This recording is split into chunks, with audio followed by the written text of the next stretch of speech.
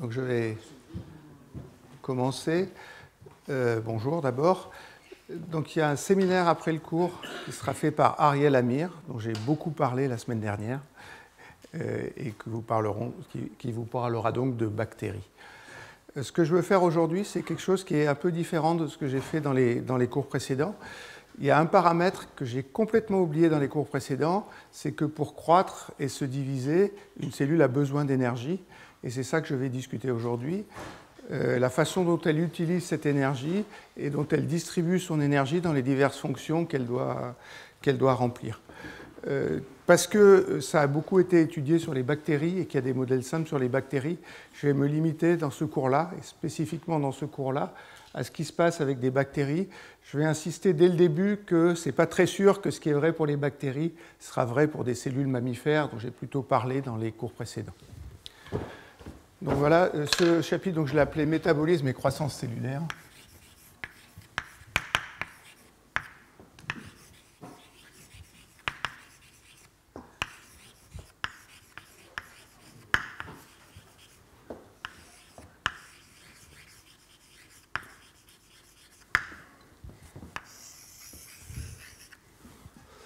Donc une cellule a besoin d'énergie, et je pense que tout le monde sait que l'énergie, elle vient des nutriments.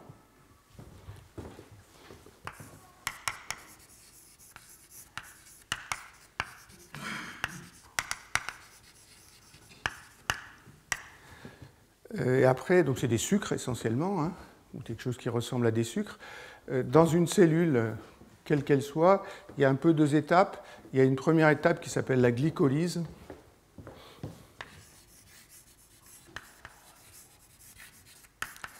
La glycolyse, elle casse les sucres en des molécules qui s'appellent des pyruvates.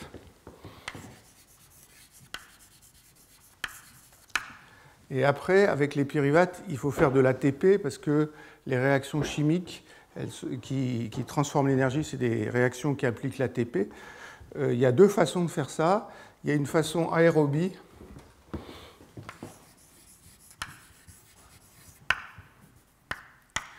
Et une façon anaérobie.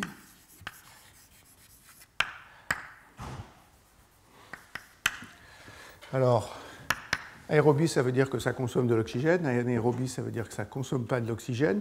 La méthode aérobie, ça s'appelle la respiration.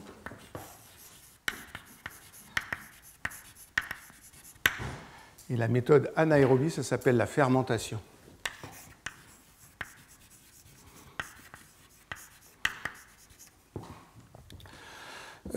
C'est un peu différent. La respiration, ça se passe dans les mitochondries. C'est un processus qui produit beaucoup de molécules d'ATP, mais qui est un peu lent. La fermentation, ça se passe dans le cytoplasme. C'est un processus bien plus rapide, et dans certaines circonstances, la cellule switch pour adapter le meilleur processus de consommation d'énergie. Donc une fois qu'on a fait ça, ça produit de l'ATP, et c'est l'ATP qui est utilisé comme fuel cellulaire.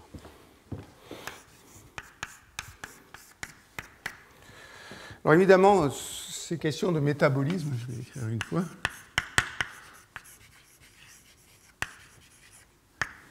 C'est quelque chose qui est absolument essentiel pour la cellule. Il faut qu'il y ait un flux d'énergie dans la cellule pour que la cellule se maintienne vivante. C'est des questions qui sont très peu étudiées pour les physiciens.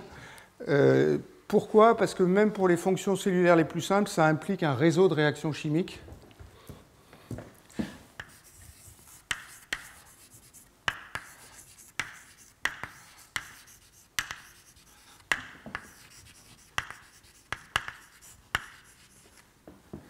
Donc c'est souvent beaucoup de réactions chimiques qui sont couplées. En plus, on n'est pas sûr de les reconnaître tous explicitement. Et c'est des problèmes qui sont très difficiles à traiter sans avoir un nombre important de paramètres. Donc il y a des modèles où les gens rentrent toutes les réactions chimiques connues, font des calculs avec les réactions chimiques connues. Ça fait des problèmes à un nombre gigantesque de paramètres. Et dans ce cas-là, ça pose des problèmes d'ajustement des paramètres et de choses comme ça. Ce qu'on aimerait faire, enfin, ce que les gens comme moi aimeraient faire, c'est faire un espèce de coarse graining de ces réactions chimiques.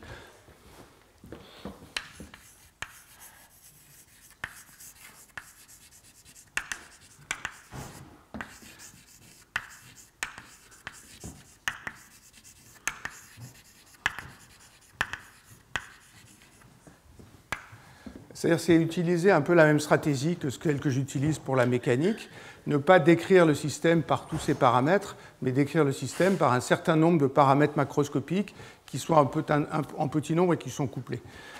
Alors depuis que je fais les cours ici, je pense que je vous ai convaincu qu'il y avait des méthodes absolument systématiques pour deviner les paramètres qu'on appelle hydrodynamiques pour la mécanique. Les mêmes choses ne sont pas faisables, en tout cas je ne sais pas comment il faut le faire pour les réactions chimiques, et ce programme-là, à ma connaissance, c'est quelque chose qu'on ne sait pas faire. Alors il y a des gens qui ont travaillé dans cette direction-là, je vais vous donner deux noms. Le premier, c'est quelqu'un qui est au Luxembourg qui s'appelle Massimiliano Esposito.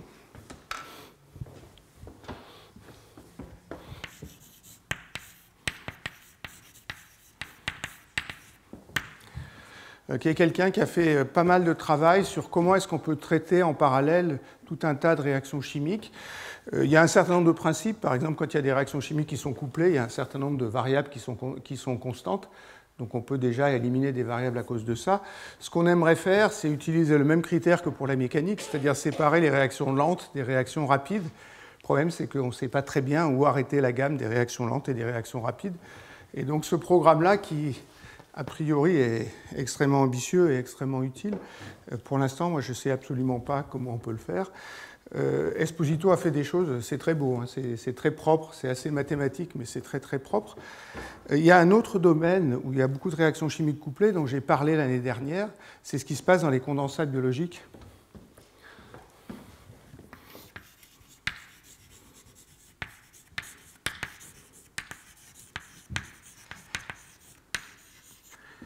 Je vous rappelle qu'une des fonctions principales des condensats biologiques, c'est de concentrer des réactifs localement, et ça accélère les réactions chimiques. Pareil, on a des réactions chimiques couplées, et je vous avais parlé des travaux, et Christophe Weber était venu faire un séminaire.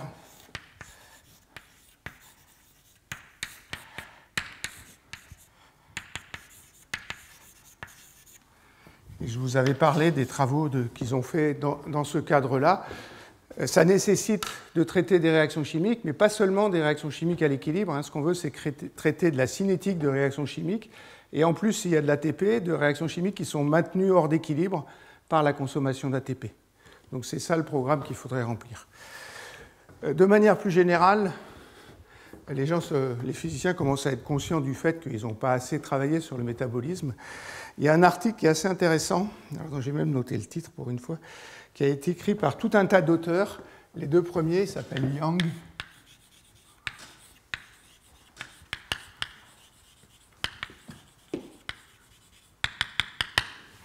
Qui est un article assez bizarre paru dans PNAS, où il n'y a pas vraiment de nouveaux résultats scientifiques. C'est un plaidoyer pour que les physiciens s'intéressent aux questions de bioénergétique dans la cellule.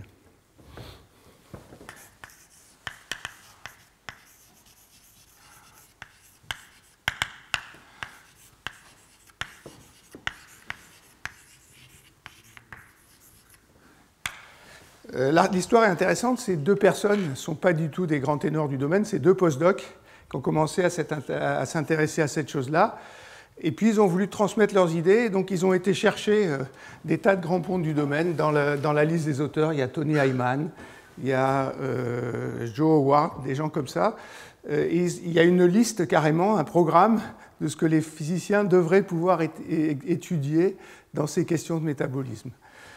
Moi, j'ai lu ça, j'ai été un peu fasciné par cette histoire-là. Je suis très, très convaincu que c'est vrai. C'est-à-dire que c'est bien de regarder des propriétés mécaniques, des propriétés chimiques de cellules, mais ça, c'est un aspect important. Je vais essayer de vous montrer aujourd'hui que c'est important pour ce qui est de la croissance et de la division cellulaire, mais c'est important quand vous regardez la motilité d'une cellule. S'il n'y a pas assez d'énergie, la cellule ne bougera pas. Et toutes les fonctions cellulaires sont à peu près comme ça. Elles nécessitent de l'énergie. Et il y a aussi la question que je vais discuter aujourd'hui de comment est-ce que la cellule utilise son énergie, comment est-ce qu'elle la distribue dans les différentes tâches qu'elle a à accomplir. Donc je me permets de faire de la publicité pour cet article qui est dans PNAS en 2021.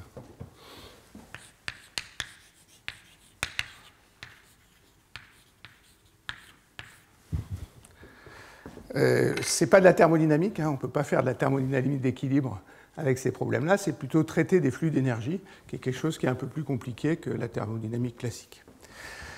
Peut-être la question la plus simple qu'on peut se poser, c'est qu'est-ce que ça coûte de faire un gène pour une cellule?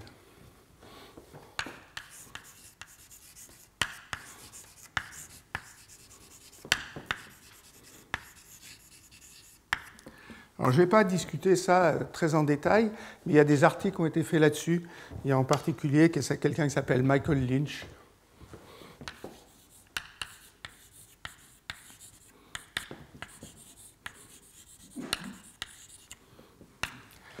qui a écrit un article dont le titre est The Bioenergetic Cost of a Gene, combien ça coûte de faire un gène, et leur stratégie est extrêmement simple, extrêmement belle. Ils prennent toutes les étapes de la fabrication du gène, ils essayent d'estimer à partir des données et à partir de lois d'échelle quel est le coût du gène. Ça veut dire qu'il faut regarder la transcription, il faut regarder la phase d'initiation, la phase d'élongation, après regarder la traduction, la phase d'initiation et la phase d'élongation. Et avec tout ça, vous avez une image de ce que peut être le coût d'un gène pour une cellule.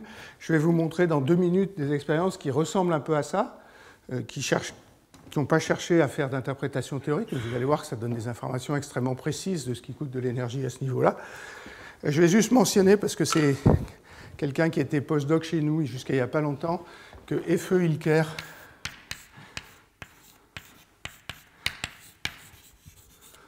qui était à l'Institut Curie avec son directeur de postdoc avant moi, qui s'appelait Michael Hinchevsky.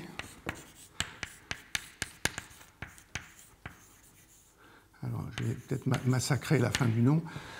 On fait un article qui complémente assez bien l'article de Lynch et Marinoff, en particulier qui regarde certains aspects mathématiques dont Lynch et Marinoff disaient ça doit pouvoir être comme ça, et Effe a traité ça très en détail et montre qu'effectivement ce qu'ils avaient deviné, c'était la bonne chose qu'il fallait deviner. Autant que je me souvienne, alors je n'ai pas vérifié, mais Michael Lynch a écrit un très très gros livre là-dessus, sur les propriétés métaboliques des cellules. Donc voilà un peu la question la plus simple qu'on peut se poser. Ce que je veux vous montrer, c'est un article que j'ai trouvé très beau, alors qui, comme Ariel vient d'Israël, qui est un article de Kafri.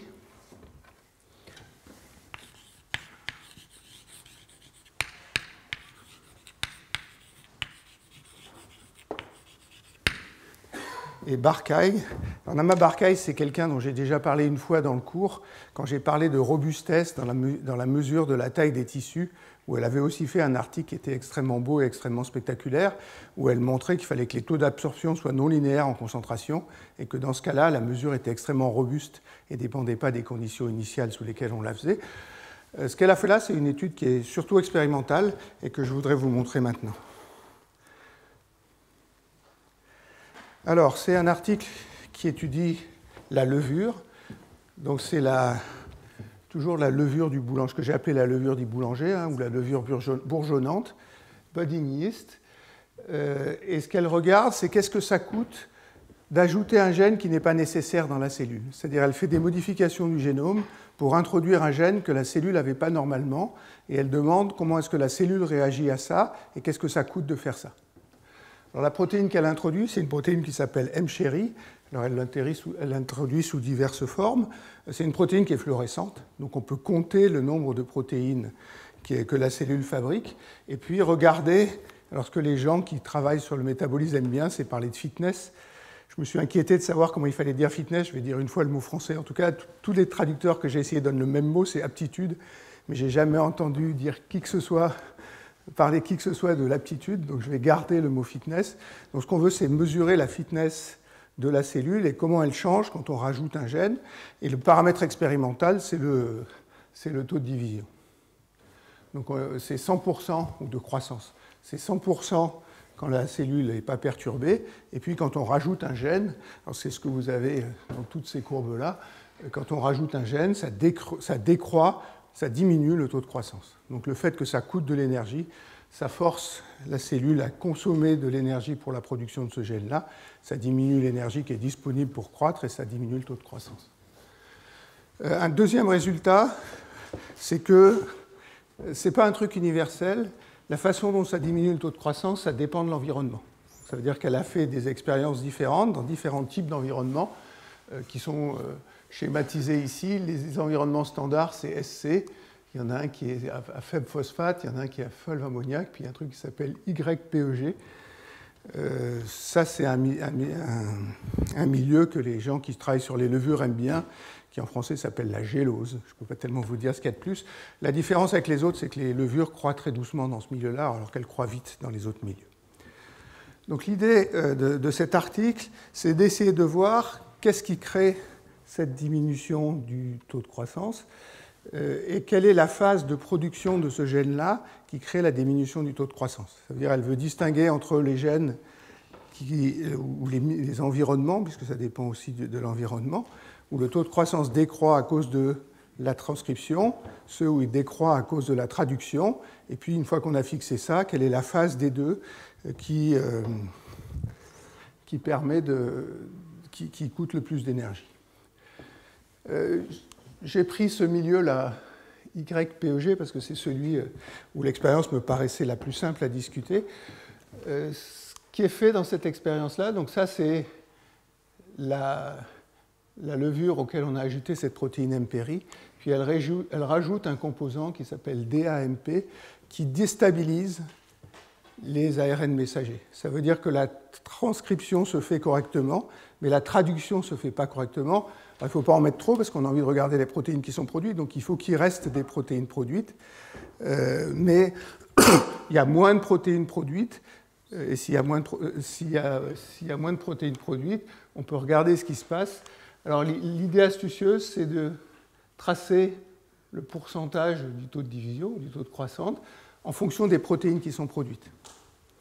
Donc on trace en fonction de la fluorescence, et puis on regarde, et vous voyez qu'il y a deux courbes là. Il y en a une où il n'y a que M-chéri, qui est cette courbe noire. Il y en a une où la traduction n'est pas possible, et on trouve la même courbe. Ça veut dire que la seule chose qui est importante, la seule variable qui est importante, c'est la fluorescence. Si la seule variable qui est importante, c'est la fluorescence, ça veut dire que ce qui compte, c'est le nombre de protéines. Ce qui coûte de l'énergie, c'est le nombre de protéines.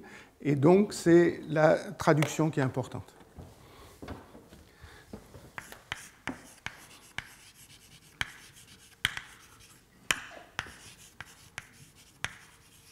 Donc, quand je mets domine, c'est ça qui coûte le plus d'énergie. Et la transcription coûte moins d'énergie. Ils ont une autre façon de faire ça, c'est qu'ils peuvent varier le nombre de copies du gène. Si le nombre de copies du gène est plus grand et que c'est la transcription qui domine, l'énergie consommée est proportionnelle au nombre de copies du gène.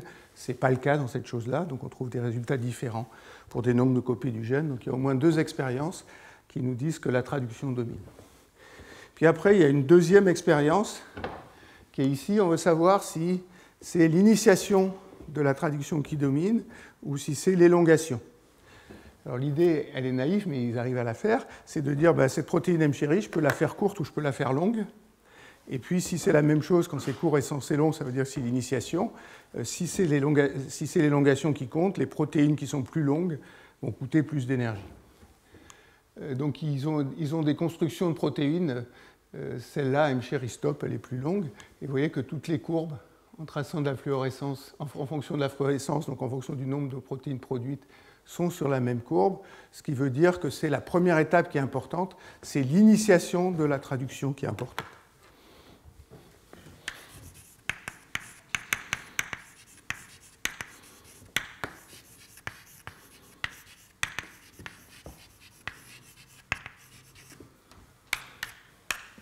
Donc en combinant les expériences comme ça, ici, donc il y a en gros deux variables.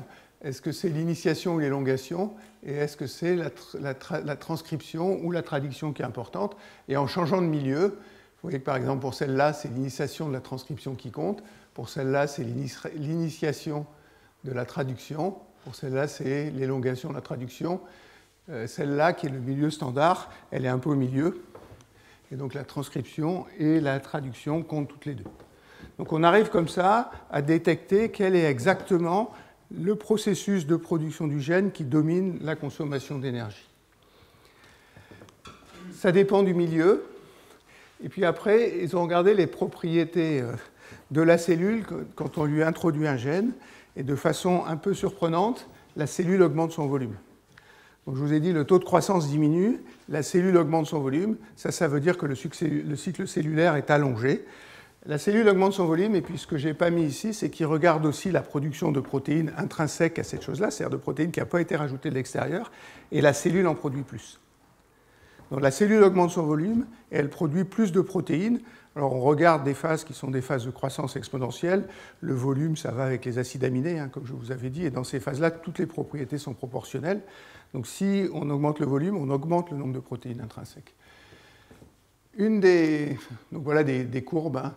Ça, c'est ce milieu que j'ai mis ici. Ça, c'est les autres milieux. Quand le taux de croissance diminue, parce qu'on rajoute les protéines non nécessaires, comme ils les appellent, le volume augmente bien à chaque fois. Ce qu'ils en concluent, c'est une chose qui est un peu étonnante, c'est de dire que si la cellule produit plus de protéines, ça veut dire qu'elle n'est pas en manque de ribosomes. Et donc, ce qui limite la croissance, ce n'est pas le nombre de ribosomes. Ce qui est quelque chose qui n'est pas très classique. Ce que je vais vous dire dans une minute, c'est que dans les bactéries, étudier le métabolisme ou étudier les ribosomes, c'est à peu près la même chose, parce que c'est les ribosomes qui limitent la croissance. Pour celle-là, ce n'est pas les ribosomes. Et donc, ça veut dire que ça dépend des cellules et ça dépend des milieux, mais qu'il y a des milieux et des cellules pour lesquels ce qui limite la croissance de la cellule, ce n'est pas le nombre de ribosomes qui sont accessibles. Elle a une interprétation qui est qualitative. L'interprétation qualitative, c'est que le cycle de la cellule est pas mal plus long que le temps de production d'un ribosome. C'est 4 ou 5 fois plus grand, alors que dans les bactéries, ce n'est que 2 fois plus grand. Et donc ça permet d'avoir beaucoup de ribosomes au cours de la vie de la cellule. Et donc le nombre de ribosomes est suffisant pour remplir toutes les fonctions cellulaires. Donc voilà cet article qui me paraît donner une belle introduction à ce que j'ai envie de discuter. Comme je disais, ce que je veux faire maintenant, c'est regarder les bactéries.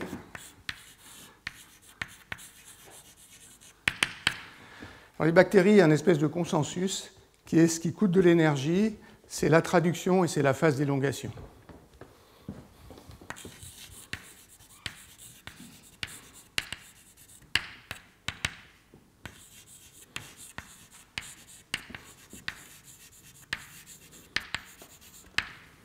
Donc, ce que ça veut dire, ce qui coûte de l'énergie, c'est faire les ribosomes. Et donc, ce à quoi on va s'attacher, je vous ai dit, ce qui m'intéresse, c'est de savoir comment la cellule distribue son énergie pour remplir ses fonctions. La question qui est là, c'est comment est-ce qu'elle distribue ses ribosomes pour remplir les fonctions. C'est-à-dire, que vont faire les ribosomes? Il y a une chose qu'ils doivent faire, c'est les ribosomes doivent faire des ribosomes. Et ça, il y en a 30% qui servent à ça, à fabriquer des ribosomes. Il faut fabriquer les protéines essentielles qui assurent le fonctionnement de la cellule. Puis après, il y a toutes les protéines qui sont des enzymes qui permettent d'assurer les autres fonctions cellulaires. Donc c'est un peu ça que je vais essayer de discuter, c'est comment la cellule répartit son énergie entre faire des ribosomes, faire les protéines qui sont essentielles, et puis faire les enzymes qui assurent le fonctionnement, j'allais dire, chimique de la cellule. Alors, il y a plein de données sur ces choses-là, et ça commence dans les années 60 même. Les articles qui ont beaucoup attiré mon attention, c'est des articles qui sont à la fois expérimentaux et théoriques et qui ont été faits par le groupe de Terry Hua, qui est à San Diego, alors qui rapporte des données de la littérature, puis qui a un modèle dont vous allez voir que mathématiquement il n'est pas compliqué du tout, mais qui décrit pas mal de choses et des choses qu'on arrive assez bien à sentir avec les mains. Il a eu 2 postdocs, un qui s'appelle Scott et l'autre qui est Stefan Klump, que moi je connais bien, qui était quelqu'un qui travaillait dans le groupe de Reinhard Lipowski. Donc ça, c'est des choses qui datent des années 2010. La dernière chose que je vais dire, c'est que ce que je vais raconter là, ça a été en partie expliqué dans le séminaire de Marco Cosentino, il y a 2 ou 3 cours, où il a fait un rappel très très bref du métabolisme des bactéries avant de présenter ce qu'il faisait lui. Je vais faire ça un peu plus en détail et je vais essayer de vous amener pas à pas à la façon dont ça marche.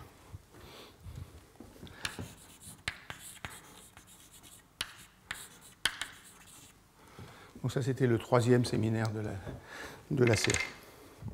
Donc voilà le programme du cours d'aujourd'hui. J'insiste sur le fait que ce que je vais raconter, c'est vrai pour les bactéries, et ce n'est pas forcément vrai pour les autres types de cellules. Ils insistent bien là-dessus. Et puis je vais faire ce qu'ils font, c'est-à-dire je vais présenter les résultats expérimentaux. D'abord, vous allez voir qu'ils sont très clairs, les résultats expérimentaux. Après, il y a des modèles qui ressemblent terriblement à ce que j'ai fait dans les cours précédents sur comment la cellule produit ses protéines dans un régime exponentiel, comment est-ce qu'elle fait son volume. Ces modèles-là, ils sont assez schématiques et ils en sont très conscients, donc ils disent ça justifie bien les lois expérimentales. Ça ne veut pas dire que c'est la seule façon de justifier les lois expérimentales, mais au moins on est cohérent avec des choses qui marchent bien dans à peu près toutes les cellules. Donc voilà le programme pour aujourd'hui. Alors je vais commencer par des lois de croissance.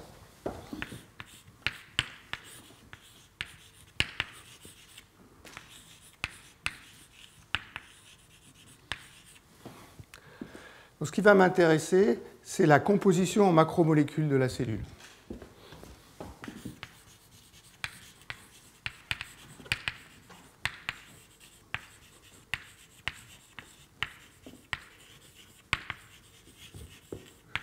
Alors, je vais mettre de la bactérie.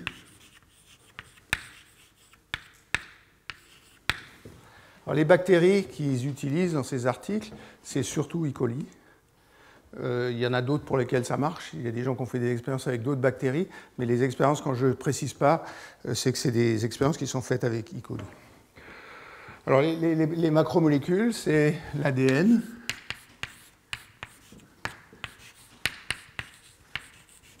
L'ARN, j'ai un peu des problèmes, je vais switcher entre ARN et RNA. Je suis désolé. Ce que je veux simplement vous rappeler ici, c'est qu'il y a deux types d'ARN. Il y a des ARN ribosomaux. J'ai l'habitude de l'écrire comme ça. rRNA, ça c'est les ARN ribosomaux. Ça, c'est les ARN qui participent à la fabrication du ribosome, qui est une espèce de machine infernale avec à la fois ces ARN-là et les protéines. Il y a les ARN messagers.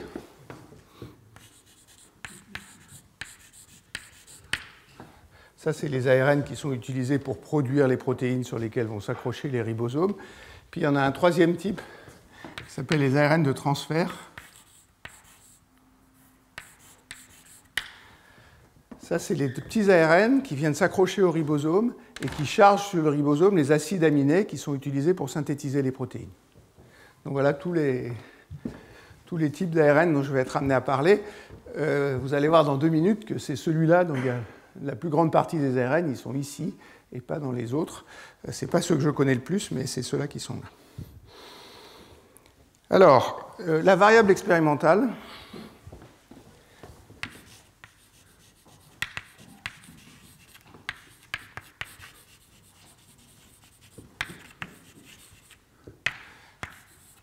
qu'ils appellent petit r, c'est la masse d'ARN divisée par la masse de protéines.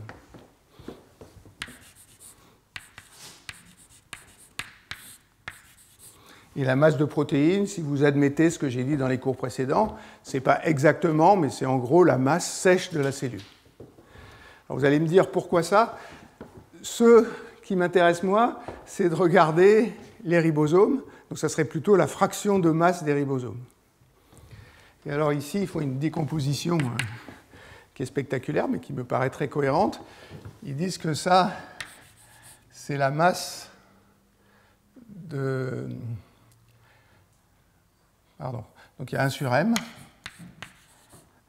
Ici, il y a la masse d'ARN divisée par la masse d'ARN ribosomaux, que multiplie la masse d'ARN ribosomaux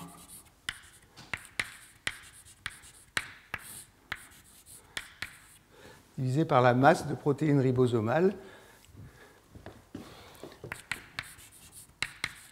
que multiplie la masse de protéines ribosomales. Mathématiquement, ce n'est pas attaquable. Donc la masse des ARN ribosomaux sur la masse totale des ARN, c'est 85%. Donc 85% des ARN dans une cellule servent à faire des ribosomes. Donc ça, c'est une constante, c'est 85%.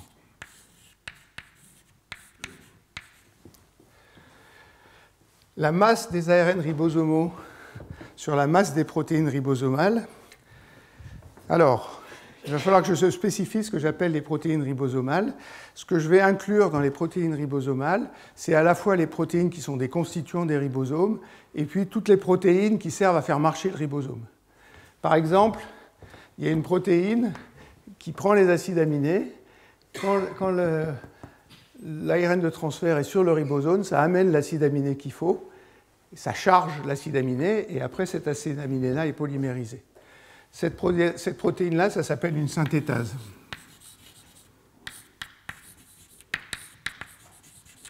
Elle est absolument essentielle. S'il n'y a pas de synthétase, le système ne marche pas. Je vais les inclure là-dedans. On peut faire des modèles plus sophistiqués, et il y a un des articles du groupe de Terry Waugh qui rajoute ça comme un type de protéine, c'est-à-dire qui fait la différence entre les protéines qui font vraiment partie du ribosome et les protéines qui aident au ribosome. Ça ne change pas grand-chose, donc je vais considérer que toutes les protéines sont là-dedans, et celles qui dominent, c'est celles qui servent à faire le ribosome. Donc si c'est celles qui servent à faire le ribosome, ça c'est juste la stoichiométrie du ribosome. Ça veut dire combien d'ARN il faut dans un ribosome et combien de protéines il faut que j'ajoute à ce ribosome pour fabriquer le ribosome. Alors, c'est connu ça. Il y a même eu un prix Nobel de chimie sur les ribosomes.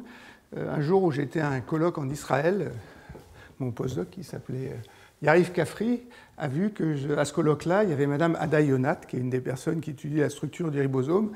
Il m'a dit, vas-y, ces exposés, c'est extraordinaire. Il était bien plus théoricien que moi.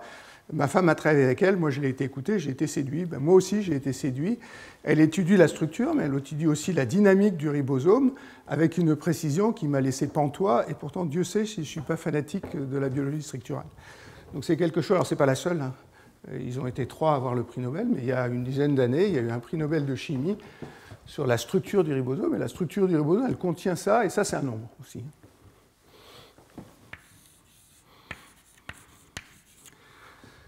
Il y en a plein de protéines attachées au ribosome. Par exemple, il y a des chaperones, où il y a des molécules qui vérifient que les choses se sont bien passées, parce qu'il ne faut pas qu'il y ait d'erreur à cet endroit-là.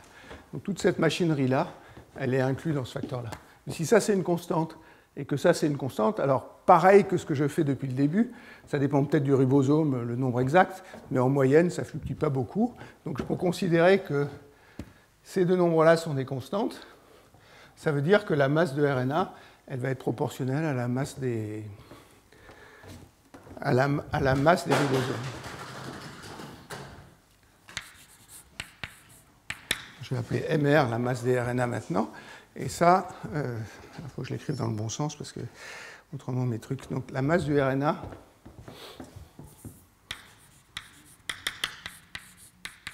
c'est la masse du ribosome fois un facteur qui est ces deux trucs-là.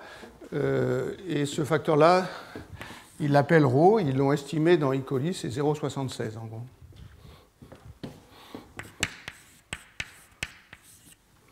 Ce que ça veut dire ça, c'est que quand on mesure ce rapport R, ce qu'on mesure, c'est bien la masse de ribosome divisée par la masse de RNA, qui est une quantité que je vais appeler phi R.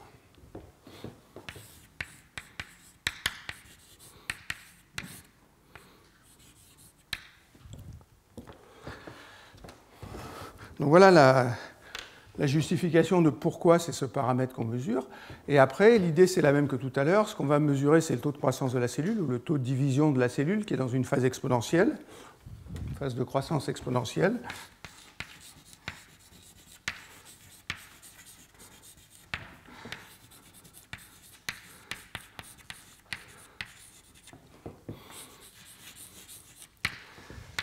Et ce que mesurent les expériences, c'est comment varie ce rapport petit r ou ce rapport phi r quand on varie deux choses, la qualité du nutriment, ça c'est le milieu extérieur, et le taux de traduction.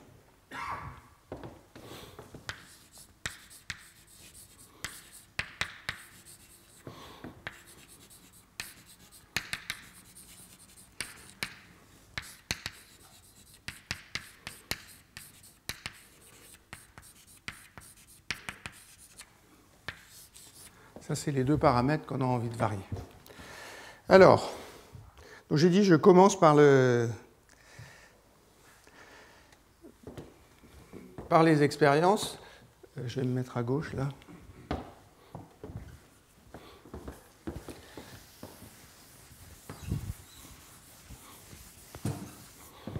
Et ce que je veux discuter, c'est la fraction de masse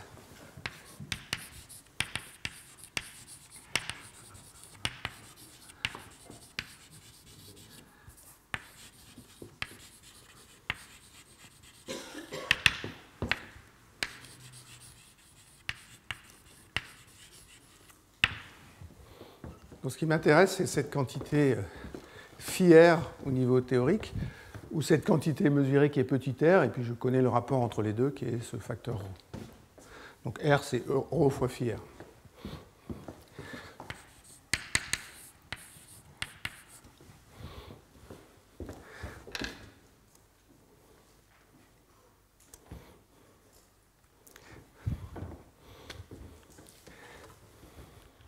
Donc la première expérience, c'est cette expérience-là. Donc ça, c'est le facteur R en fonction du taux de croissance. On fixe le taux de traduction et puis on regarde comment varie R en fonction de lambda. C'est une droite avec un intercept. Donc on trouve que R, c'est un certain R0 plus lambda sur kt. La deuxième chose, c'est que ce kt-là, il est proportionnel au taux de traduction.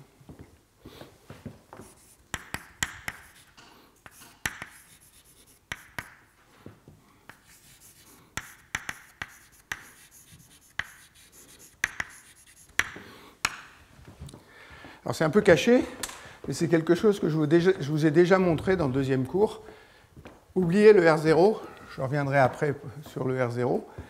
Ça dit que lambda, c'est kt fois R. En gros, R, c'est la fraction de ribosome. Ce que je vous ai montré dans le cours où je vous ai parlé de traduction, c'est que le taux de croissance ou le taux de division de la cellule, c'est la fraction de ribosome fois le taux de traduction. Et tout le reste, c'est des constantes numériques. Donc il reste ça à justifier, je vais le faire tout à l'heure, mais ça, c'est une loi expérimentale. Donc ce n'est pas aberrant de dire que ce kt dépend du taux de traduction et c'est directement proportionnel. Alors après, ils le font pour plusieurs milieux extérieurs ou plusieurs souches de bactéries. Ce qui diffère ces souches de bactéries, c'est que le taux de traduction est différent. Donc voilà un taux de traduction, un deuxième taux de traduction, un troisième taux de traduction. C'est toujours une droite. Et puis après, ils se fixent ici, donc le long de cette courbe-là, les différents points, ça correspond à des qualités de nutriments différentes. Ils se fixent pour une qualité de nutriments et ils regardent comment varie R en fonction du taux de croissance à qualité de nutriments donnée quand on varie le taux de traduction. Et vous voyez qu'il y a une droite qui va dans l'autre sens. Donc cette deuxième description, je fixe la qualité des nutriments, je varie ce nombre-là. Quand je varie ce nombre-là, je change la courbe, je me place à un taux de nutriments donné, et puis j'ai une courbe qui est dans l'autre sens. Ça veut dire que R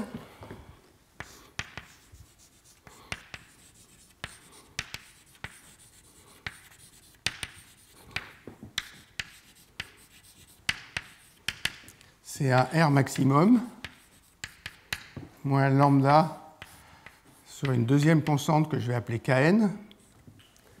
Cette constante Kn, en faisant cette construction-là, je l'obtiens pour un taux de nutriments donné. Donc ce qu'elle va caractériser, c'est la qualité des nutriments.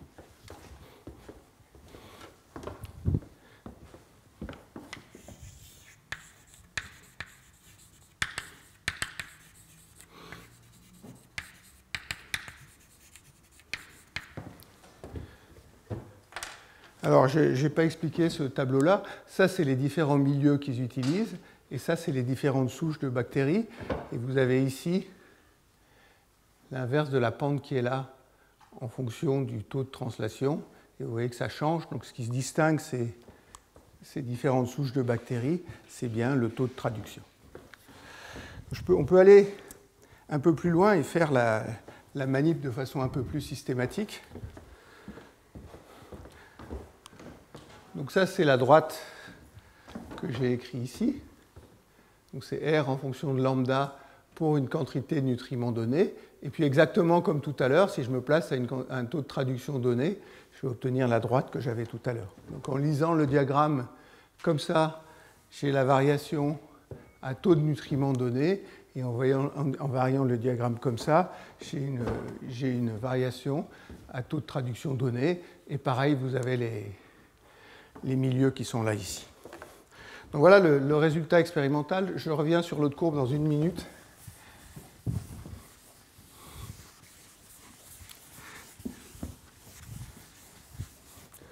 Mais avant ça, il faut que je vous parle de ce qu'ils appellent les secteurs de protéines.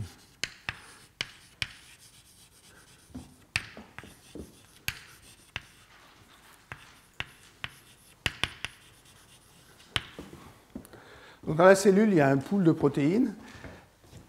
Comme ce que je fais depuis le début, ce que je n'ai pas envie de faire, c'est de considérer toutes les protéines d'une par une. Donc on va les regrouper en classes de protéines. Et dans ces articles qui sont les plus simples, il y a 3 classes de protéines, donc il y a 3 secteurs.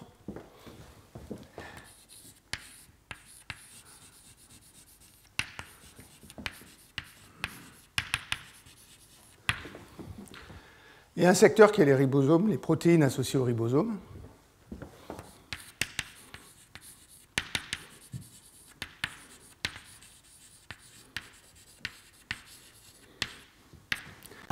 Alors ces protéines ribosomales, j'allais dire elles sont normales. Elles sont normales en ce sens que, comme je vous ai décrit pour une protéine moyenne, si le volume croît de façon exponentielle, la masse sèche croît de façon exponentielle, et la quantité de protéines ribosomales croît aussi de façon exponentielle.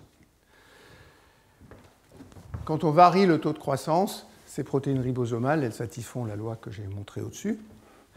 Et je vais appeler donc phi grand R la fraction. Ensuite, il y a une classe Q.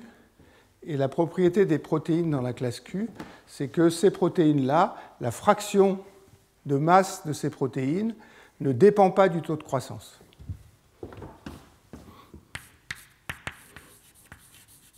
Ça, c'est ce qu'il appelle les protéines Q.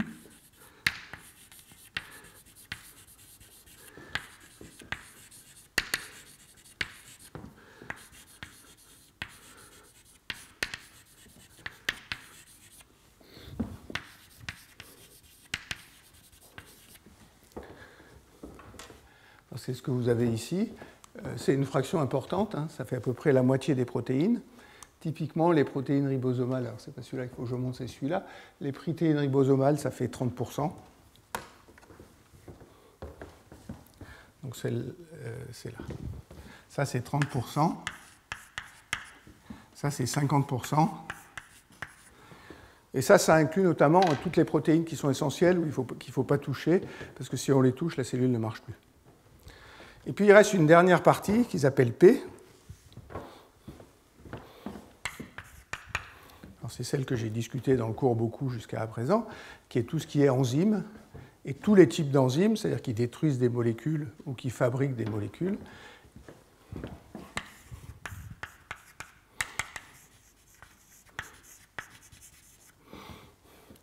Donc voilà comment ils divisent les protéines. Il n'y a que 3 classes, ça veut dire que toute protéine doit être soit une protéine P, soit une protéine, alors il y a un certain flou là-dessus qu'on pourrait lever en faisant des modèles un peu plus sophistiqués sur les protéines ribosomales, et puis cette fraction phi Q qui est constante. Ça veut dire que la somme des fractions de masse est égale à 1, donc phi R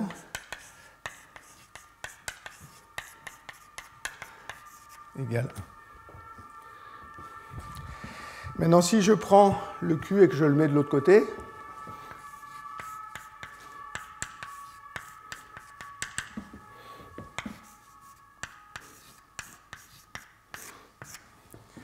j'ai dit que la fraction de protéine Q ne dépendait pas du taux de croissance.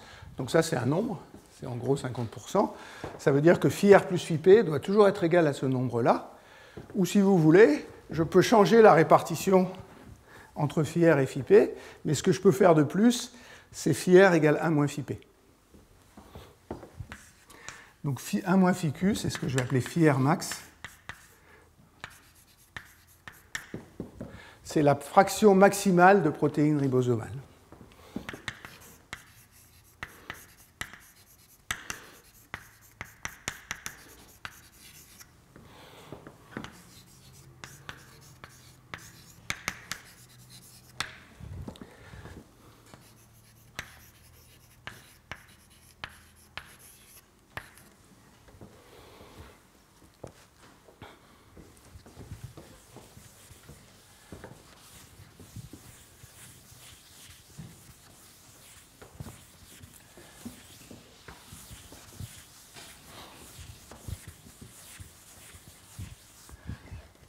Alors, qualitativement, parce que ça, c'est fixé. C'est ça leur hypothèse. Et si c'est fixé, la seule chose que je peux faire, c'est soit un peu plus de ribosomes, mais dans ce cas-là, il faut que je fasse moins de Phi-P. Et à la limite où je fais que des ribosomes, Phi-P est égal à 0, je ne peux pas faire plus. Et ça veut dire que la cellule ne marche plus dans ce cas-là, si on est exactement à phi r max. On est bien d'accord. La cellule ne marche plus. Mais si je bricole génétiquement ma cellule de façon à faire ça, évidemment, si je suis très proche de plus r max, il y a très peu d'enzymes et la cellule ne va pas être très, très en forme. Alors, je vais réécrire cette loi-là comme Phi-P égale phi r max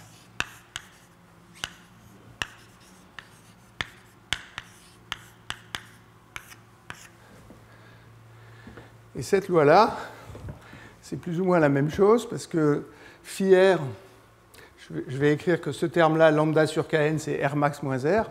R max, c'est la même chose que phi r. R max, c'est la même chose que phi r max. R, c'est la même chose que phi r. Donc ce terme-là, c'est phi p. Donc ça veut dire que uniquement avec ces hypothèses-là, phi p, c'est lambda sur kt, sur kn. Et puis il faut que je mette mon facteur 0,76. Je me suis trompé 12 fois là-dessus, je vous rassure. C'est lambda sur kn fois ρ, où ρ, c'est ce facteur égal à 0,76 que j'avais tout à l'heure. Ça veut dire maintenant que si je prends n'importe quelle protéine qui est une enzyme dans la cellule, que je change de taux de croissance, si c'est vraiment une protéine du secteur P, sa fraction de masse doit augmenter linéairement avec le taux de croissance. Et c'est ce que vous avez ici pour cette enzyme qui est la bêta-galactosidase. Ça augmente bien linéairement avec le taux de croissance, ça part de 0, et puis ça dépend de la qualité des nutriments, parce que les qualités des nutriments, elle est calculée par ce facteur Kn qui est ici. Donc voilà les résultats expérimentaux. Juste peut-être pour faire le lien avec l'article de Nama Barkay, ici, Phi-Q plus Phi-R plus Phi-P est égal à 1. Si je rajoute une protéine qui n'est non nécessaire, c'est une protéine qui n'existe pas dans la bactérie, elle va occuper une fraction de masse, et ça veut dire que je réduis ces deux secteurs-là. Expérimentalement, ce que ça fait ça, c'est que ça décroît, ça diminue le taux de croissance. Alors ils ont un modèle pour ça qui est un peu à la main, mais c'est ça que ça fait à chaque fois. Quand on rajoute une protéine, alors il y a une raison simple, hein, si on diminue Phi-R, on diminue le nombre de ribosomes, on diminue la traduction et on diminue le taux de croissance. Donc ça, c'est le rôle des protéines intrinsèques. Donc on a un formalisme qui est super simple, qui est basé sur ces lois expérimentales. Ce que je vais faire maintenant, c'est vous montrer d'où sortent ces lois expérimentales.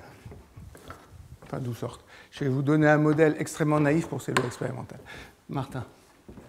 Peut-être que j'ai mal compris, mais j'ai l'impression qu'on base la discussion du coût pour la cellule sur le coût de production des protéines, oui. Y compris dans le cas du ribosome. Et avec le facteur constant que tu as écrit là-bas, on a l'impression que les protéines, c'est juste 24% de la masse des ribosomes. Ah non, les protéines... Non, non, ça, c'est pas la fraction. Je dis que la masse, c'est la masse, c'est pas la fraction, ça. Hein. La masse d'ARN, c'est 0,76 fois la masse de ribosome. Oui, donc il reste 24% de masse de protéines. Non, parce qu'il y a les autres protéines, elles sont en plus de MR, elles sont indépendantes de la masse, enfin, elles ne sont pas corrélées directement à la masse d'ARN. Mais la masse de protéines ribosomale est corrélée à la masse d'ARN ribosomale, non? Mais ça, c'est pas... Mais rien... La masse d'ARN ribosomale, elle va baisser avec le... Oui, les protéines ribosomales et les ARN ribosomaux, ils sont reliés. Mais les protéines totales ne vont pas être reliées. Pas les protéines totales, juste le Oui. Donc j'ai l'impression que l'énorme majorité de la masse de ribosome, c'est l'ARN, mais que dans la discussion qu'on fait, on dit que le coût, on l'assimile essentiellement au coût de la production des protéines. Attends, il y a une différence entre les deux, c'est que les ARN, ils sont dégradés assez vite. Donc c'est beaucoup moins cher de Oui, oui, et c'est bien ce que j'ai dit au début.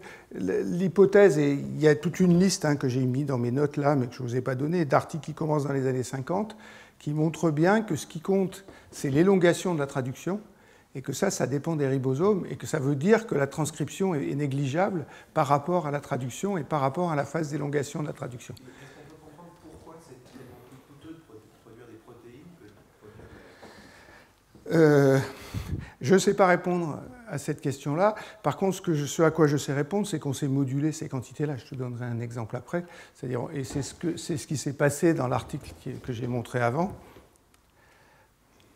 Ici, ce que fait cette molécule, la DAMP, c'est qu'elle détruit les ARN. Donc on sait manipuler les ARN et regarder combien on a de protéines à la fin. On en a très peu. C'est pour ça que les points rouges sont coincés sur la gauche, parce qu'il y en a très peu. Et donc on sait manipuler ces quantités-là. Je ne sais pas s'ils l'ont fait dans la bactérie, mais on sait manipuler la transcription et la traduction pour arriver à les comparer.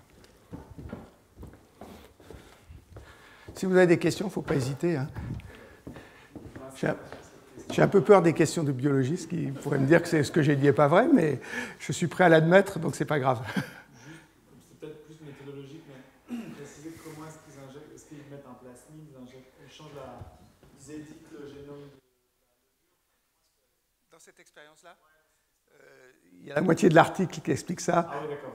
Je suis désolé, je suis obligé de vous renvoyer à ça, surtout c'est des choses que je ne connais pas bien. Mais c'est expliqué très très en détail et une partie très très importante de l'article est dédiée à ça parce que évidemment c'est important pour cette chose-là. Alors,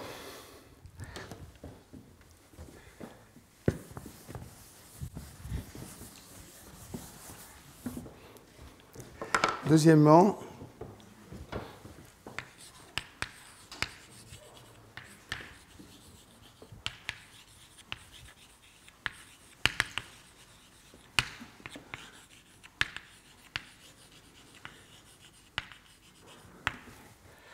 donc, ce que je vais faire là, c'est en gros ce que je vous ai fait dans le troisième cours, sauf qu'ils le font avec les fractions de masse, et moi je les ai fait avec les concentrations volumiques, mais vous m'accorderez que c'est forcément pareil.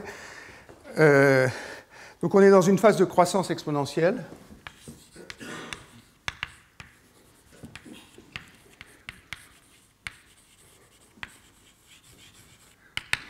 Ça veut dire que la masse de protéines, ou la masse sèche de la cellule, elle augmente proportionnellement à la masse sèche, comme ça on a une croissance exponentielle. Donc ça c'est lambda fois m.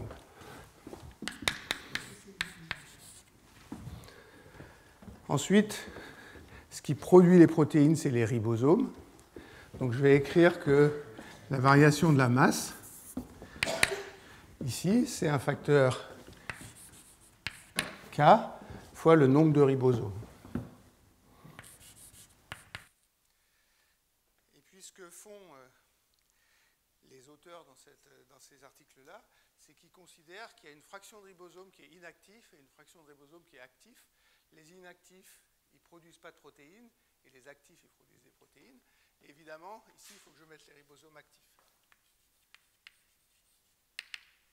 Bon, ça, c'est en gros ce que j'avais écrit dans mon cours, sauf que je considérais que tous les ribosomes étaient actifs. Ceci dit, je vous ai montré après un calcul sur les ARN polymérases qui a été fait par Wang et Lin, qui vous montrait qu'il y en avait un certain nombre qui étaient inactifs en solution et qui fixaient cette fraction d'ARN polymérase inactif. On pourrait refaire le calcul ici. On trouverait qu'il y a un certain nombre de ribosomes qui flottent en solution, et ça se relie au taux d'accrochage. C'est l'équilibre d'accrochage et de décrochage des ribosomes. Et les seuls qui comptent ici sont actifs. Donc ce n'est pas du tout surprenant qu'il y ait une fraction de ribosomes inactifs. C'est plutôt le modèle que je vous avais donné, parce que j'ai essayé de faire au plus simple, qui oubliait ces choses-là. Donc ça, c'est simplement KT, N ribosome total, fois N ribosome inactif. Et maintenant, si je divise tout ça par la masse, et puis que je multiplie et que je divise par la masse des ribosomes, je vais trouver que lambda, c'est un certain facteur gamma, phi r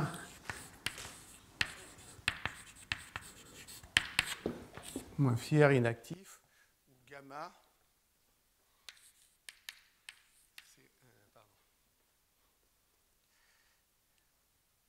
c'est kT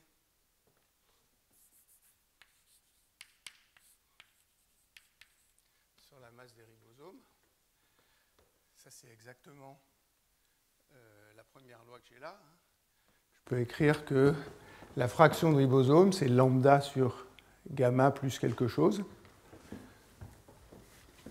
Dans la suite, je vais appeler ça phi r minimal,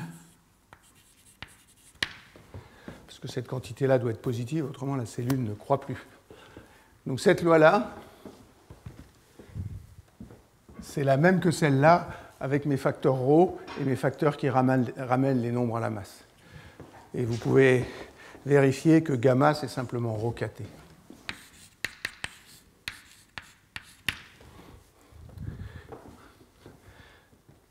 Et comme c'est ça, vous voyez bien que kt qui est là est proportionnel au taux de traduction qui est ici, qui est bien ce que je vous ai dit tout à l'heure. Donc c'est un modèle assez minimaliste, mais qui explique bien l'observation expérimentale, qui est que, je peux vous la réécrire en fonction de phi, que phi r, c'est lambda sur gamma plus phi r minimum, qui est cette loi-là, où j'ai simplement fait des changements avec des constantes qui sont un peu triviales sur ce coefficient. Donc ça, c'est simple. Après, il me faut un modèle pour l'autre loi, qui est celle-là. Et ce qui explique ça, c'est la production d'acides aminés.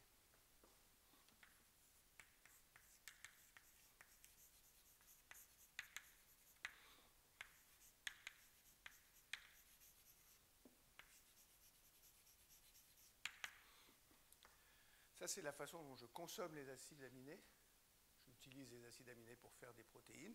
Ça, c'est les façons dont je produis. Donc, ce que je suis en train d'étudier là, c'est le flux d'acides aminés à travers la cellule. Alors, la théorie est à peu près exactement la même que celle que je vous ai déjà faite. Dans ce cas-là, toujours la même chose, sauf que je vais parler de fraction de masse. Donc, la dérivée de la masse d'acides aminés sur dt. Alors, ce qui suppose pour la bactérie, enfin, ce qu'ils savent pour la bactérie, alors Jacques m'a fait remarquer que Christine Petit lui avait dit que c'était toujours du transport d'acides aminés qui les amenait dans la cellule. Il y a un article de Jacques Monod qui s'occupe de transport de matériel à l'intérieur de la cellule. Monod parle surtout de sucre, mais la théorie qu'ils utilisent, c'est la théorie de Monod qui date de 1949.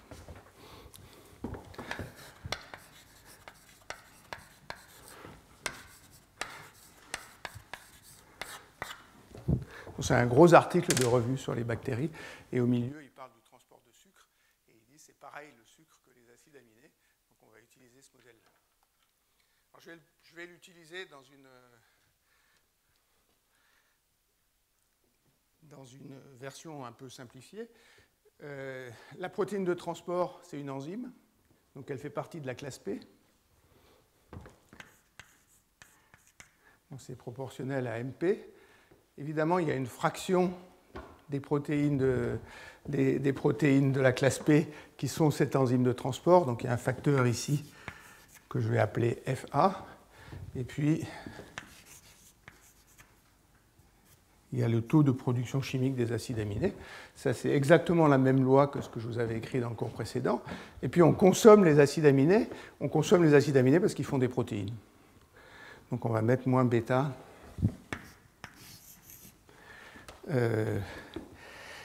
dMP sur dt.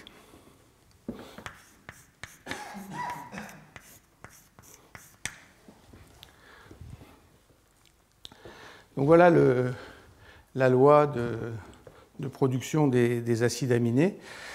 Ce que je veux faire maintenant, c'est ramener ça non pas au nombre d'acides aminés, mais à la fraction de masse des acides aminés dans la cellule. Alors je vous laisse, vous avez la loi de croissance de la masse ici, et puis en changeant.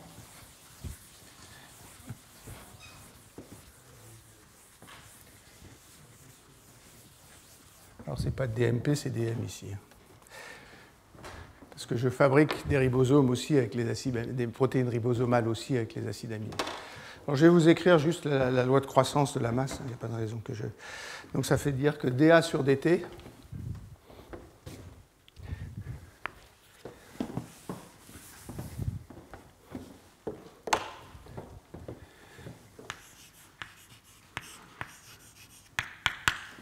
il y a un facteur Ka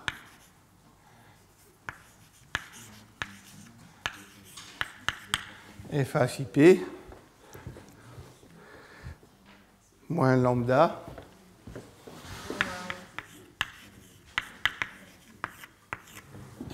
donc ça c'est juste, vous calculez dMA sur dt comme ça, vous calculez dm sur dt avec la loi qui est là, et vous arrivez à ça.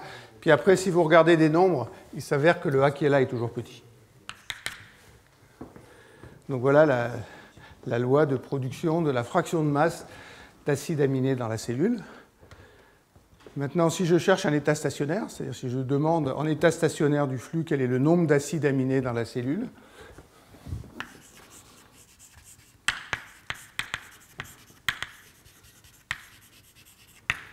dA sur dt, c'est 0. Ça veut dire que lambda égale un facteur nu fois phi p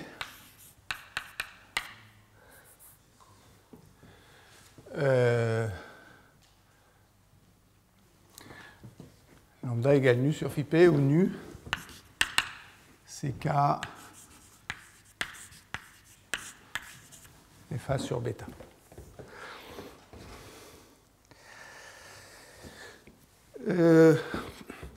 Alors, si je veux ramener ça à ce que j'avais écrit là-bas, phi p, c'est la fraction de protéines du secteur P. Ça, c'est phi R max moins phi R. Donc, ça veut dire que lambda égale nu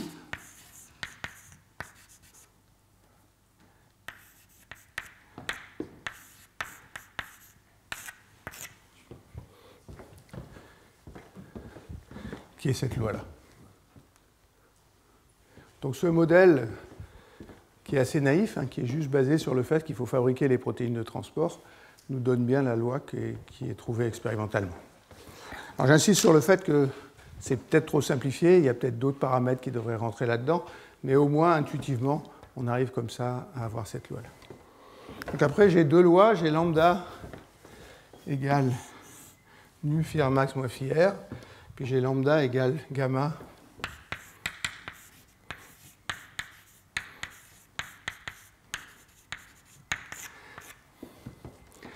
Alors cette loi, elle est un peu bizarre parce qu'elle ne fait pas intervenir la masse d'acides aminés ici. Et elle ne fait pas intervenir du tout le nombre d'acides aminés.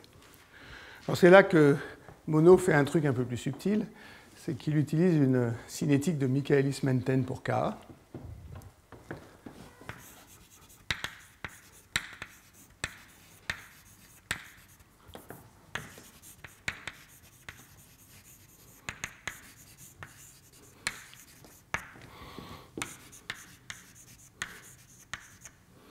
Alors celle qu'ils utilisent, eux, ce n'est pas tout à fait une cinétique de Michaelis-Menten, c'est plutôt une cinétique de Hill, qui dit que Ka, c'est un certain K4 fois AX. Non, c'est pour ça, c'est une cinétique directement de Michaelis-Menten, c'est après que j'ai besoin de la cinétique de Hill. Sur AX, plus un certain K M, où AX, c'est la concentration externe en acide aminé.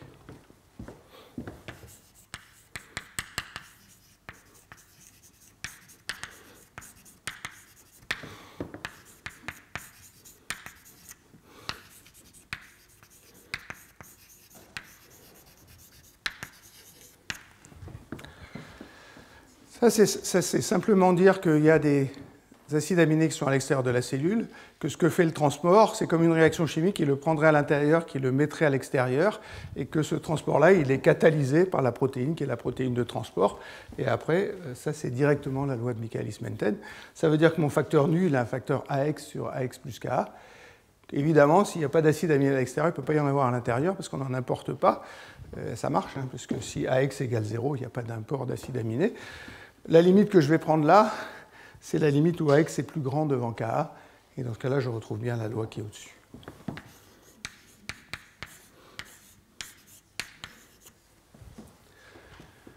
Donc après, je suis laissé avec ces deux choses-là. Et je vais vous l'écrire parce que...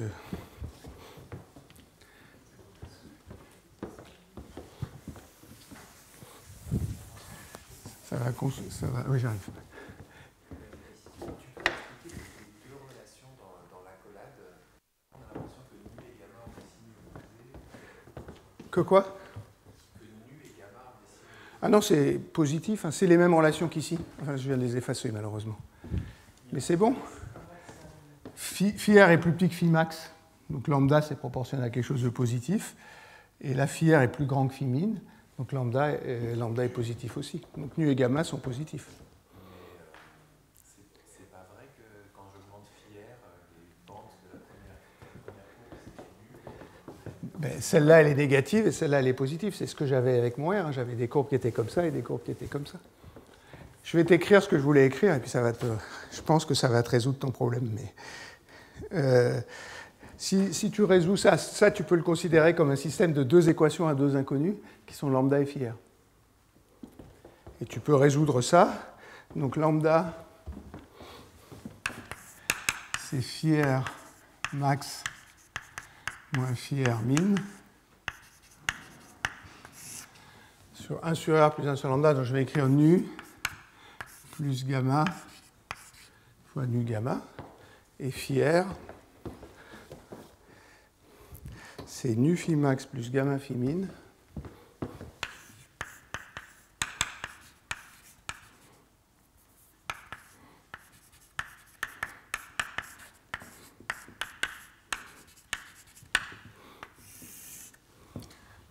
sur nu plus gamma.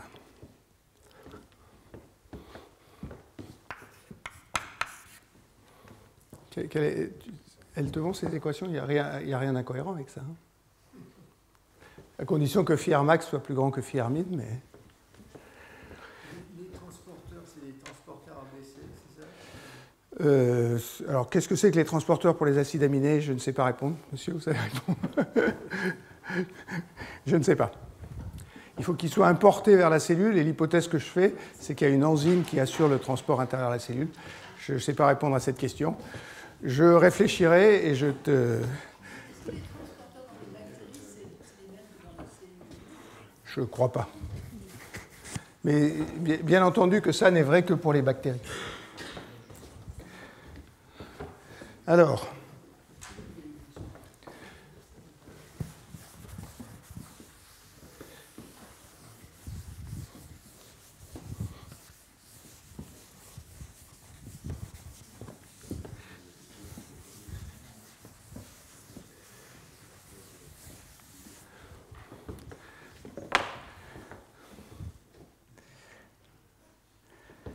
Donc, la dernière chose que je veux discuter, c'est le taux de division de la cellule.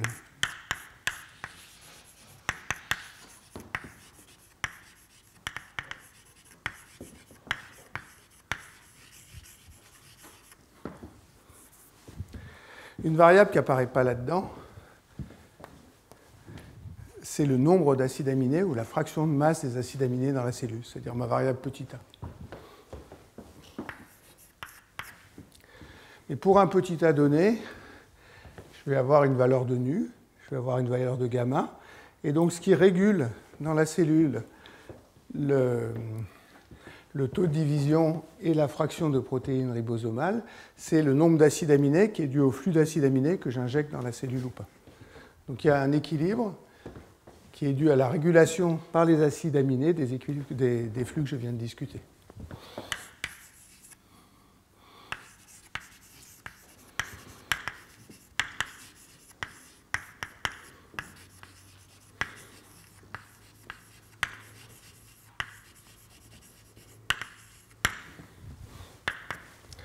Il y a une chose très simple qu'on veut voir. Supposons qu'il y a beaucoup d'acides aminés.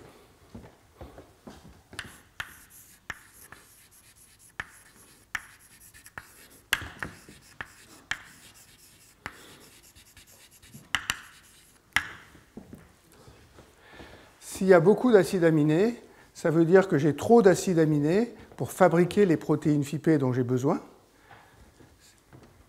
La cellule ne pourra pas fabriquer pas de protéines Fipé. Ce qu'elle va faire à la place, c'est qu'elle va fabriquer des ribosomes. Donc s'il y a beaucoup d'acides aminés, j'allais dire que l'offre est supérieure à la demande. La production d'acides aminés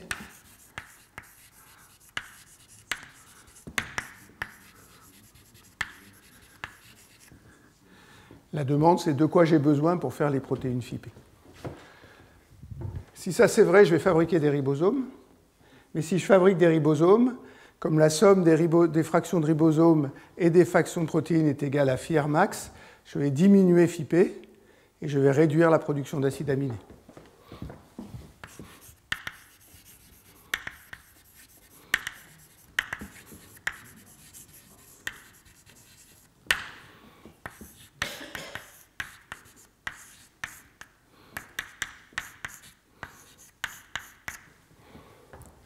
Donc rien que par ce mécanisme, qui est juste cette équation chimique que j'ai écrite ici, hein, si je diminue Fipé, je produis moins d'acides aminés. En fait, il y a des mécanismes de régulation directs. Hein.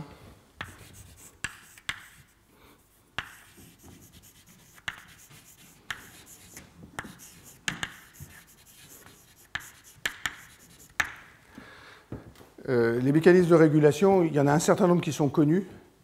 Pas de moi, malheureusement. Ça veut dire qu'il y a toute une liste dans les articles de ces gens-là de mécanismes qui vont faire ce que je vais dire. Ce que font les mécanismes de régulation, c'est qu'ils changent Ka, c'est-à-dire le taux de production des acides aminés, ou Fa, qui est la fraction de protéines qui crée les acides aminés, c'est-à-dire la fraction des protéines de transport. Donc ces deux quantités-là sont régulées par A, et si A est très grand, nu décroît.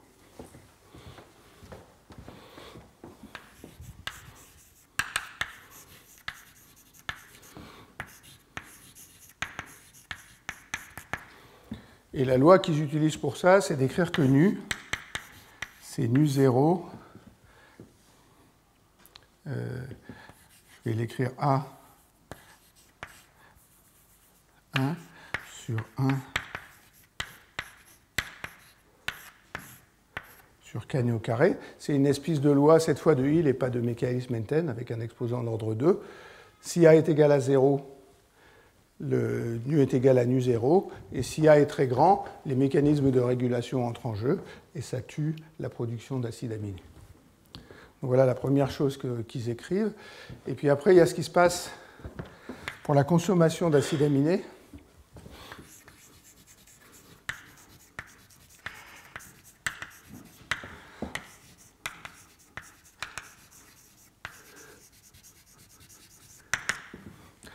Il est à peu près évident que s'il y a très peu d'acides aminés, on ne va pas fabriquer de protéines.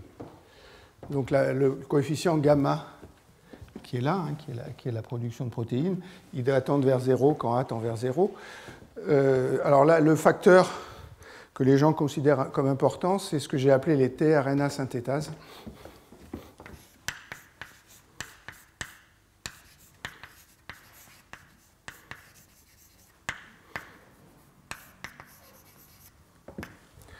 Ça, c'est ce que je vous disais tout à l'heure, c'est la protéine qui vient charger les acides aminés sur les ribosomes. S'il n'y a pas d'acides aminés, on ne peut pas charger les tRNA synthétases et le ribosome ne peut rien produire. Donc ça veut dire que gamma tend vers 0 quand A tend vers 0. Et la loi qu'on utilise, c'est gamma égale gamma 0, facteur de A sur K gamma au carré.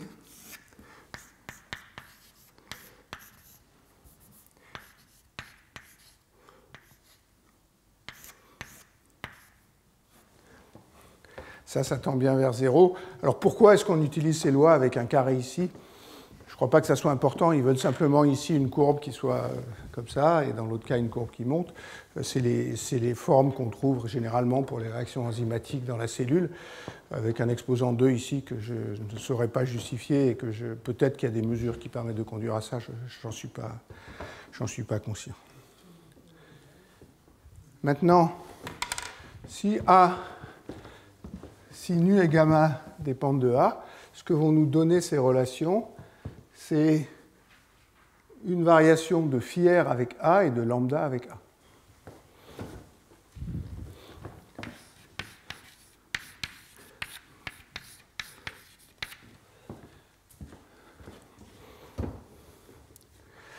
Alors, je vais vous dire ma façon un peu violente de faire ça, et puis après, je vous montrerai le résultat numérique de cette chose-là.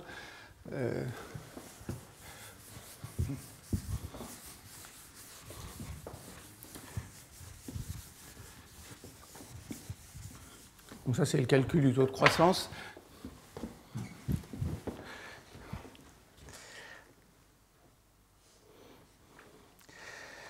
Donc il faut que j'utilise ces lois-là avec ces choses-là. Il y a deux constantes supplémentaires qui sont K gamma et K nu. Et ce qui est important, c'est que dans la bactérie E. coli, K gamma est plus petit que K nu.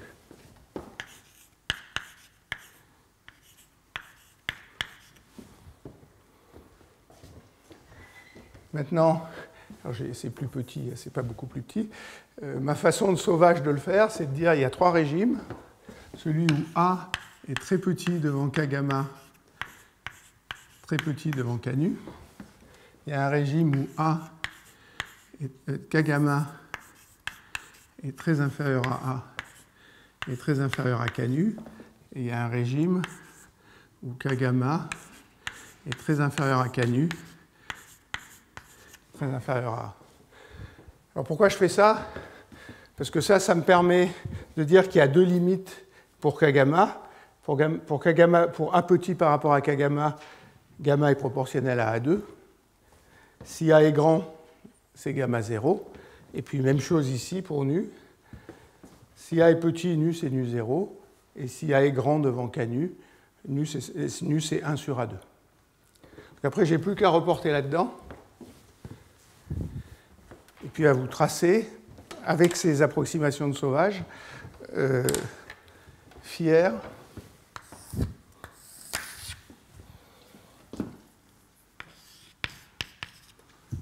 en fonction de A et lambda en fonction de A.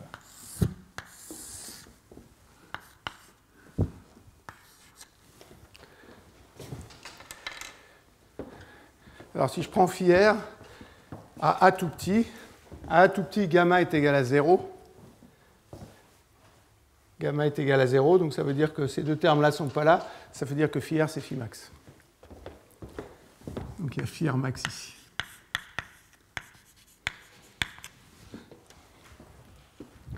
Donc, si je fais A très grand, nu est petit, donc ces deux termes n'existent pas, et ça fait phi r min ici.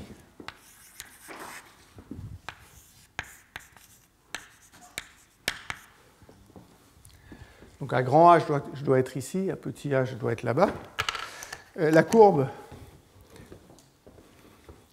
je vais vous la dessiner comme je l'ai dessinée moi. Dans ce premier régime, elle décroît jusqu'à ce que A égale K gamma. C'est important que K gamma soit plus petit que K nu pour qu'elle décroisse, parce qu'autrement elle croîtrait. Vous pouvez vérifier ça à la main. Ensuite, dans le régime intermédiaire, nu égale nu 0, gamma égale gamma 0, donc il n'y a plus de A. Donc la courbe est à peu près constante. Et puis ici, elle décroît, et elle décroît comme 1 sur A2. Donc évidemment, elle n'a pas d'angle, donc c'est une espèce de courbe simple comme ça, mais au moins mon approximation un peu sauvage est ici à K nu. Je vous laisse vérifier. Hein. En faisant cette approximation-là, on a ça en une ligne pour chaque fois. Si on regarde le taux de croissance, donc il y a K gamma ici, K nu ici. Il y a nu fois gamma. Au milieu, c'est nu 0, gamma 0, donc au milieu, ça va être une constante.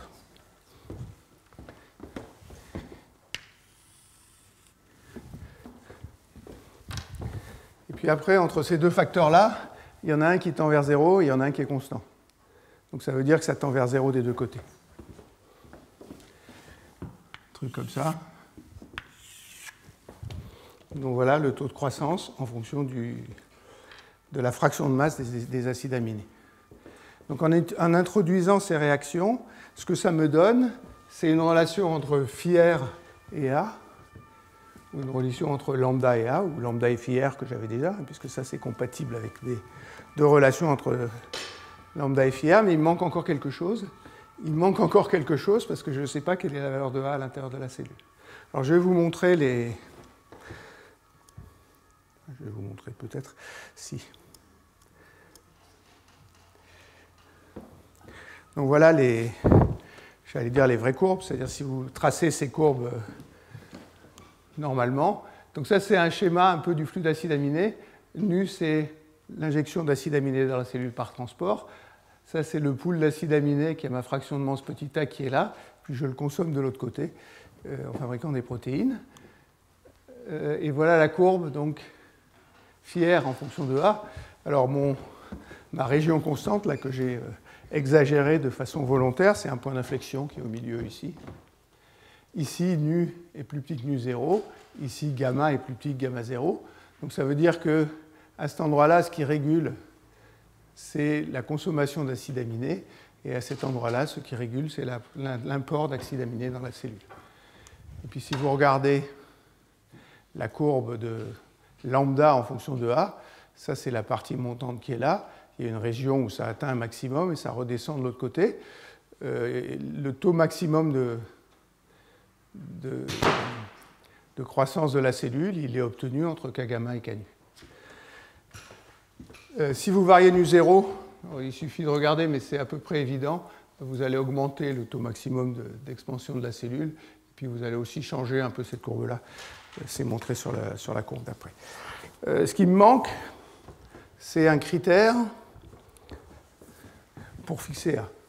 Et ce critère pour fixer A, ce qui le fixe, c'est une régulation du nombre de protéines, une régulation du nombre de ribosomes qui fabriquent des ribosomes.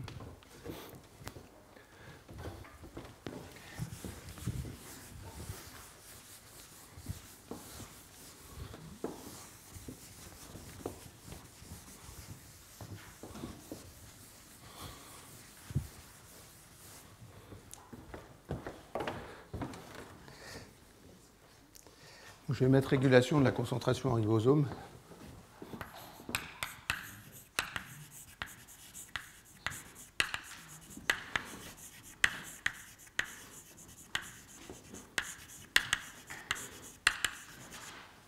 Je vais mettre de la fraction, c'est mieux que la concentration.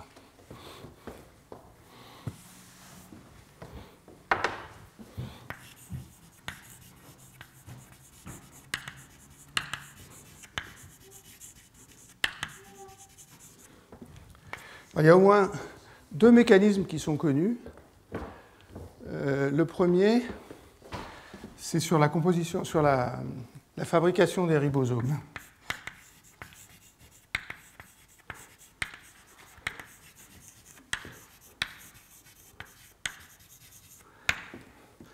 Si on a trop de protéines, donc il y a deux composants dans les ribosomes, il y a les rRNA, et puis on a les protéines dont la masse est mR. Si mR est trop grand devant le nombre de rRNA, il y aura des ribosomes qui seront en excès et qui ne pourront pas se lier. Il y aura des protéines ribosomales qui ne pourront pas se lier à ces rRNA. Ce que les expériences ont montré, c'est que dans ce cas-là, ces ribosomes-là qui n'ont plus de rRNA pour se lier, ils vont se lier aux ARN messagers des protéines ribosomales. Les ribosomes en excès, les protéines ribosomales en excès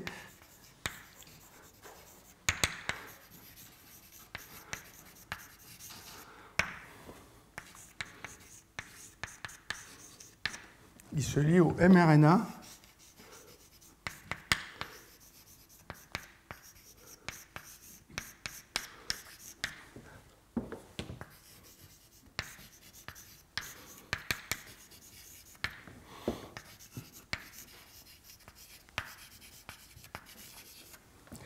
mais s'ils se lient au mRNA, ils vont bloquer la traduction. Donc ça veut dire que ceux qui sont en excès, ils viennent bloquer la fabrication de ribosomes. Et ça, c'est un mécanisme qui permet d'ajuster MR au nombre d'RN ribosomaux.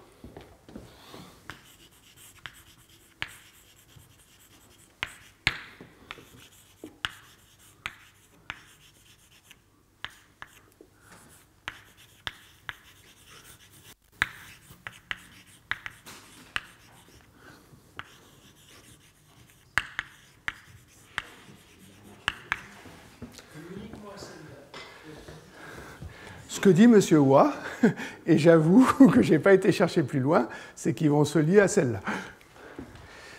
Donc ça, c'est un mécanisme qui est assez spectaculaire, je te l'accorde.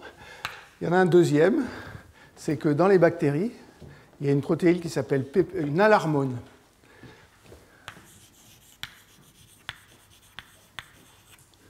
Alors une alarmone, c'est une hormone qui s'appelle PPGPP, qui est quelque chose qui régule la transcription, cette fois, chez les bactéries. Si la transcription, si le nombre de... Donc ce qu'on veut réguler, c'est ça maintenant. Puisqu'on sait que le MR s'ajuste à ça, ce qu'on veut réguler, c'est les ARN ribosomaux.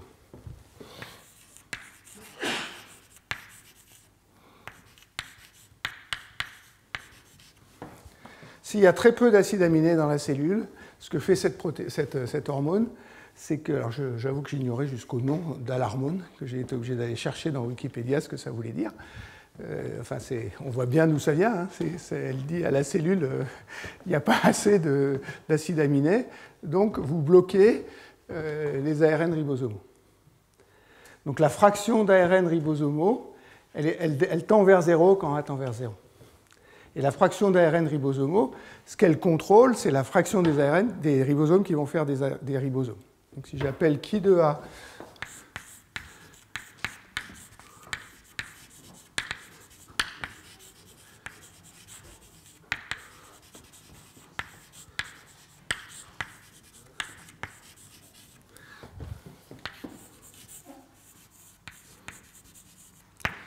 ce Ki de A doit tendre vers 0 à cause de PPGPP qui est là, quand il y a très peu d'acides aminés dans la cellule.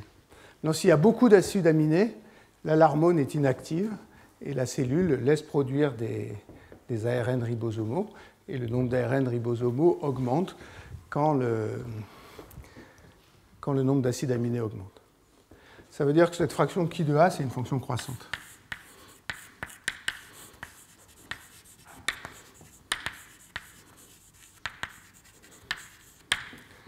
Donc ce qu'on régule maintenant, c'est ça. Et contrairement à tout ce que j'ai dit jusqu'ici, ce n'est pas la traduction qu'on régule, c'est la transcription cette fois, c'est la façon dont sont faits les ARN ribosomes. Maintenant, dans mon modèle, c'est absolument évident que Ki de A, c'est phi R, parce que la stoichiométrie, à cause de cet argument-là, est fixée. Donc si je sais quelle est la fraction de ribosomes qui font des ribosomes, je vais trouver que la masse ici, en fraction, c'est exactement égal à Ki A. Donc phi R est égal à Ki de A.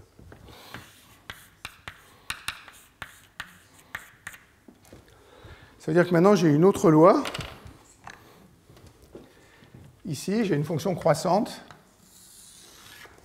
Ça, c'est la régulation des ARN ribosomaux.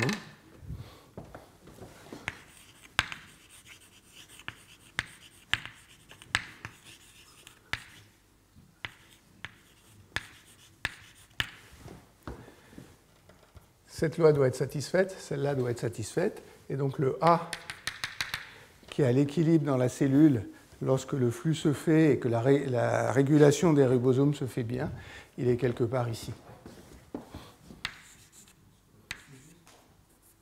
Je vais l'appeler A bar. Oui. Pardon, c'est de l'autre côté qu'il faut que je le fasse. Tu as raison. Il y en a au moins un qui écoute, c'est bien. C'est ici qu'il faut que je le fasse. Ici, je vais...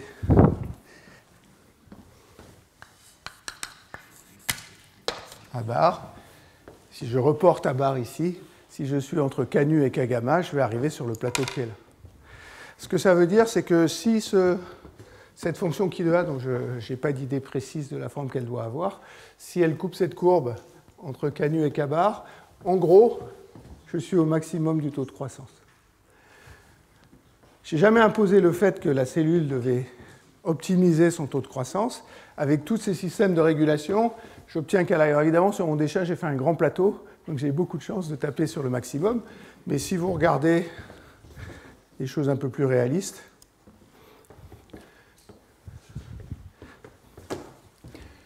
ils sont là. Donc voilà la courbe pour phi R de A que j'avais. Il voilà qui de A. Et puis on a un point d'équilibre qui est là, qui est dans cette région entre K nu et KR. Et si je retransporte ça, je vais me trouver pas loin du maximum. C'est pour ça que les gens écrivent que souvent que ce que fait la bactérie, c'est qu'elle optimise son taux de croissance dans les conditions d'acide aminé externe qu'elle a. Donc voilà l'explication pour ça du groupe de Terriois. Ce que je veux retenir quand même là-dedans, c'est que ce qui compte, c'est le flux d'acide aminé à travers la cellule. Et que ça, on l'a modélisé par le transport d'acide aminé et puis la consommation pour faire des protéines. Qu'on a de façon assez générique une relation entre la fraction de masse de ribosome par rapport aux protéines et puis la quantité d'acide aminé. Et puis on a absolument besoin de cette régulation-là qui fixe le taux de croissance de la bactérie. Et il semblerait que dans beaucoup de cas, on a un taux de croissance qui est très très voisin du maximum. Après, il y a des paramètres qui permettent de l'augmenter. Par exemple, nu0, ce coefficient-là, augmente le taux de croissance. Nu0, je vous ai dit qu'au moins si le nombre d'acides aminés à l'extérieur est petit, il est proportionnel au nombre d'acides aminés à l'extérieur. Donc si j'ai très peu d'acides aminés, on peut régler ce qui règle le taux de croissance, c'est ce paramètre nu qui est ici, et que je peux diminuer en fonction du taux d'acides aminés. Ce que j'ai bien aimé dans cette théorie-là, c'est qu'en faisant des hypothèses qui ne sont pas déraisonnables et qui partent très très près des manips, on arrive à construire un modèle théorique qui, à chaque étape, est assez raisonnable. Alors évidemment, ce que ça ne veut pas dire, c'est que je vous ai parlé de tous les mécanismes de régulation qui existent. Il y en a un certain nombre qui sont cohérents avec ça, il y en a un certain nombre qui sont cohérents avec gamma.